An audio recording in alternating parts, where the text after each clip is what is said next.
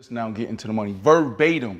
Right. You said, I'm just now getting to the money. Right. And I didn't understand that. I'm like, how you just now getting to, what you mean you just now getting to the money, right? Like.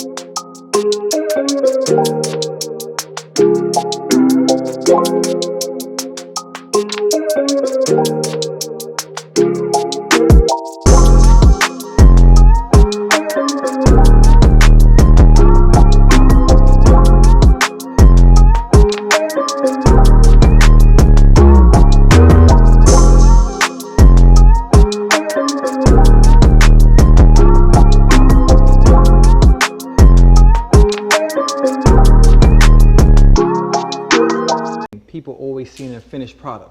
You know, we play on Sundays and they're watching TV, Right. you ball out, you do your thing. I don't think people understand the work that go into it to reach that pinnacle. Right now, they seeing you the finished product of Ross. Right. I need you with people listening, up and coming, no matter what craft or specifics you want to do, explain to the people at home that see this, the discipline it takes to even reach this part, instead of trying to do it quick or trying to find Everybody a quick want it hustle. overnight. You can't cut no corners. You can't go and you can't, it ain't gonna happen like that. It's only one way you're gonna get to it, and you gotta earn it. You gotta earn it. And I did, I wrote raps, I wrote verses, I wrote songs for over a decade and had never earned a penny. And of course, it was How long you wrote for? over a decade. All right, after you just heard that part from Rick Ross, the main thing is that is the secret ingredient to success right there, what he just told you guys. I mean, every time I look back at that, the famous question I get is, how do I quit my job and do real estate? And they want me to tell them in like a email or a conversation or a phone call. And you can't tell somebody, all right, I was studying real estate for 5 years and I didn't earn a dollar or spend a dollar on real estate. So just think about that. It took me 5 years to even make a purchase or anything. Maybe 3 or 4 years to make a purchase. But I was learning for that long before I was able to quit my job. So it's the waking up at 4 o'clock and working on your book or whatever you're trying to do. Putting in overtime, going that extra mile. That's what you got to do to be successful. And nobody gonna see you. But when the lights come on, that's when everybody want to come out and be with you. But they weren't with you when you was, in the lab. So anybody trying to accomplish anything, you gotta, Kodak Black said, he got a song. You got a tunnel vision. There you go, tunnel vision. Tunnel vision, let's go. What's next? It's people that question me every day. Jose, you got 100 cars? Yeah, I do. What? And I got 400 acres. Yeah, I do. But guess what? Somebody just paid me $20,000 to put 5 of the cars in the front of something just to take some pictures for 2 hours. So that asset, Right. or liability making you money. Oh, it's most definitely. If I'm moving with it, I'm gonna try my best to get the most out of it. Why not? Yeah. All right, so when you listen to Rick Ross say that part, I think about my own business, right? So my own business, when I buy something or purchase a home, I look at how can that home make me money. So that's the perfect example of house hacking. We talk about it all the time, where you buy like a duplex or a fourplex or triplex, you live in one of the units and rent the other units out. That's the same thing Rick Ross is talking about there. He's purchasing, assets and liabilities, but them assets and liabilities is bringing in cash flow. Bills, like when you live in a house and you just live there and rent it out, that's outflow. It's a asset, but it's outflow cash every month. So that's what he mean by that. So the most liquid form is cash. What's next? That is what he's saying. He always can liquidate his liabilities quickly for cash. So you can have boats and all kind of things. If you can pretty much get rid of it within 30 days for cash, it's pretty much a safe asset or safe liability. All right, let's see what's next. So when I went to the Chicago Bears, and this might be illegal, probably is illegal, I got 2 suites. So I got one for my family, Mish, in the family, and then I got one for business. So what I would do is I would sell those suites. So people, if you want to come have a Brandon Marshall experience during the games, even in Miami, I think I started this in Miami before I went to Chicago. That ain't It ain't illegal. No. But there's some. charitable. I gotta be careful. You gotta be careful. You gotta massage it a little bit. give him a But hand, what but I'm that's saying though, illegal. bro. Now, What if I'm you got a saying though. charity, Yeah, if but you that's what got I'm a saying charity, though. So what you I'm can saying, run I start through that. leveraging every area of football. Every area. I'm saying like Y'all if they, just was that's what the exchanging NFL gifts. do. Exchanging gifts. Bro, I probably made almost, I probably made 500,000 every year extra just doing the experience. I call it the Rose. All right, that right there, I like to call that's the rich dad trick. You know the book by Robert Kiyosaki, Rich Dad Poor Dad. The rich dad, he literally started paying the kids nothing to work for him, and they were like, that don't make sense. Why would you want us to work for you for nothing, right? And when they work for nothing, you know what they started doing? They came up with a creative way to make money. So they started recycling the magazines out, I guess the bookstore or whatever, or something like that, and renting the magazines out by time limit. And Brandon Marshall, you know, he's playing football, you get this discount on your booth. All right, now he's thinking, how can I make money around all ways around my life? And you're not working for it. When that booth is gonna be there no matter what, he just decided to make $500,000 by buying that booth for the year. You know, so that's called making your money make money. Your money is working for you at this point. And that's like everybody's overall goal. Like, you want your money to make money for you so you don't really have to do too much. It's a common trend here. You see between him and Rick Ross saying they want to maximize every possibility, everything you can. You know, if you're gonna buy, you know, a funeral car, or you gotta die, so own a funeral home. I don't know, people die every day. Things like that is you.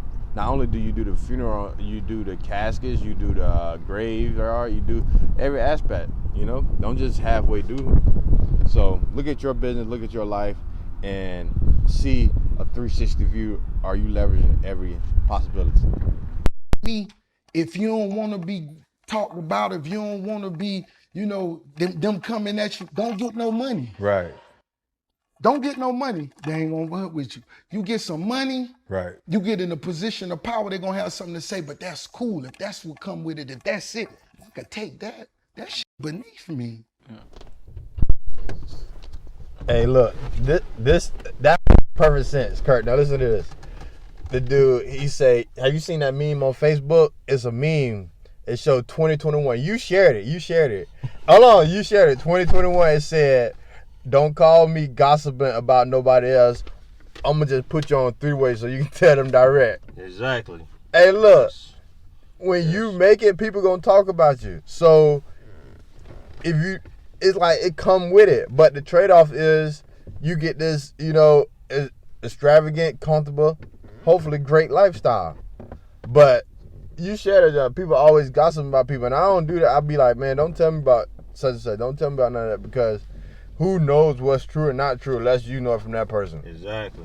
So 2021, don't be gossiping about successful or unsuccessful. Don't be gossiping about nobody. Focus on you, and don't even worry about what people are judging on you. No judgment. 2021, we gonna not gossip. And two, I say this: if you feel like they did it, try to help them out. Maybe you can help them out. You don't know. Put your hand out there. You be around a person long enough, you'll figure out what's going on. You know what I mean? If you're that curious, you know. Other than that, mind your business. All right. Touch nose. Me, myself, I just was always a sponge. It don't matter where it came from, what color it was. If it was something I could take from it or learn from it, I'm gonna try my best to sponge. You know what I'm saying? I'm gonna try my best to learn from it. So I took from everything. Right. You could have been a dude down the street. You could have been a mechanic. You could have been the Jamaican people next to me, you know what I'm saying, who brought the goats to the crib and showed me what, you know, what that love was. Or you could just been a MC. I remember watching Rakim with the Gucci jackets on. You know what I'm saying? I knew I wanted one of them. I gotta get one of them. You know what I mean? So I just took from whatever it was and just applied it to the game and what looked good. All right, that's a sleeper right there. A lot of people underestimate the power of acknowledging and learning from people above them but also below them. And that's what I think about when Rick Ross said that he learned from everybody. Don't just go places and be at a job and not learn from the people around you. Especially the successful ones are the ones that are where you want to be. Get around them, learn from them. But also, like the other day, hey Kurt, remember that sushi place? Oh yeah. I went to a sushi place by myself. You know, I was just picking up, right? I got there way too early. Damn. Way too early. So what happened was when I paid, I came in, she was like, have a seat. That's what it was. Okay. Yeah. Cause I evidently the food. Some places they'll just let you stand there. Right. So I basically I was like, I gave her a tip. That's what I did. You know what I mean? I gave her a tip because she didn't have to invite me in to sit down because I ordered to go. But that's one of the things where you realizing I learned from her. So you know what I said? People appreciate that when you invite them to do something. Like other day, like people were looking at the house and I invited them in. Like come in and take a look. Right. Because at first people don't feel comfortable, you know, coming in. So I learned from her. So that's a great example of, you know, even the lawn guy, I learned from them. Anybody, you know, and just sponge it all up. Take the good, throw away the bad, you know, just like picking fruit. All right, let's go. Just now getting to the money. Verbatim. Right. You said, I'm just now getting to the money. Right. And I didn't understand that. I'm like, how you just now getting to, what you mean you just now getting to the money, right? Like, you signed your deal when? 2006. 06, I signed the deal. But meaning, the more experience, the more life you living, you realize it's a much larger playing field that we even had visions of. So as a youngster, you think that's just like when you a young dude and you first start getting pussy, you think you until I looked up, you know what I'm saying, a few months ago, I was like, boy, you doing your thing, boy, you feel me? You feel me? And so that's just like getting money. Yeah. When you first become a millionaire, you know, for the first time, you really think, oh boy, it's on now. All right, this one right here, I'm gonna just be honest. I can't really relate to this one. He say, you know, once you get to the million and become a millionaire, you realize that ain't it. I ain't got there yet. I haven't hit that plateau where I got somewhere where I thought it was an amazing place and been unsatisfied. But I can relate to the part where I always push the goal line farther and farther back. And what I mean by that, I'm never satisfied. Like I thought when I had bought like maybe 3 properties or whatever, I'd be like, okay, I'm cool now. You know, I'm young, got 3 properties. No, when you get 3, I want 6. When I get 6, now I want 10. And it's like, when are you like, I made it, I'm successful? And you should feel like that right now because you have to be present. Like, if you're doing great and got your own career and business, you're doing your thing. Enjoy the present moment. So we gotta celebrate now, but also realize we got a lot more work to do because it's impossible. People going to live on space now. We got flying cars in 20 years, so who knows what's gonna happen. Start every company and run them every company. Right. But guess what I can do? I can partner up and we could do this. Yeah. We could do that. Yeah. This the position I could play. You understand? Right. And after we done, you know, did this several times, just like right now, shout out to my partner, Brett Barish, and I appreciate him letting me be involved in this. But, you know, in several months, this is the fastest. All right, as you just seen that right there, right? That is one of the most important aspects of business, partnering up with partnership and great partners and finding people who love what they do and are great what they do. So, for example, in the real estate, I was like, let me get myself together, buy all these properties and manage it and do all this by myself. And I came to the realization that, hold up, this is a lot of pressure on one person. But the power of partnering up, getting a partner, oh, this person good at rehabbing, this person good at financing, or this person good at finding deals, it took all the pressure off of me. I'm a deal finder. So I got partners that help me, you know, fix it up, finance the deal. And when you don't have, when say one thing go bad in a field, if you doing everything by yourself and not partnering up, it becomes a lot of stress. And it limits how far you can get in your business and grow. So I want homeboys, homegirls, whatever, man. Start thinking, figure out, you gotta be brutally honest. Like, what are you good at? So in the area you're good at, that's the part of the business you need to function. You don't need to function the accounting, the marketing, the sales, the actual doing of the job if you're good at selling. We want you to sell. We don't need you out here marketing and doing day-to-day tasks. And that's the key to success in any business. Find people and put them in their position that they're supposed to be in, and they excel in, and they grow and they feel passionate about. That is the key to any business. Like just trying to find a straight A student and make him the rehab person, that ain't gonna work. Just because he's smart, put the smart person out there in the numbers and negotiation. So yeah, you have it. This is the show. This is one of the realest show, man. I am athlete, and I think they drop so much knowledge and information. And the crazy part about it, I think this is stuff that's being said in the locker rooms and in closed doors, and they're basically putting it out. And people got to take, don't just let this stuff go in and out other ear. That was a powerful episode right there with Rick Ross. If you want to go watch the entire thing, you can watch the whole episode. That was a great episode. And they always drop so much information as far as not just life, marriage, kids, business, sports, so much information. And they giving it to you like ESPN can't give it to you. That's how I can put it. So if you really, really, really mess with your boy, I need you to definitely subscribe right now. Go click the subscription button, like this video, comment what you think. And the main thing I want you to do, use this for your business. What's your business? I do real estate, but I want you to take these same principles and take it to the dealership. You got a dealership, you got a lawn service, take it over there, because all these principles apply.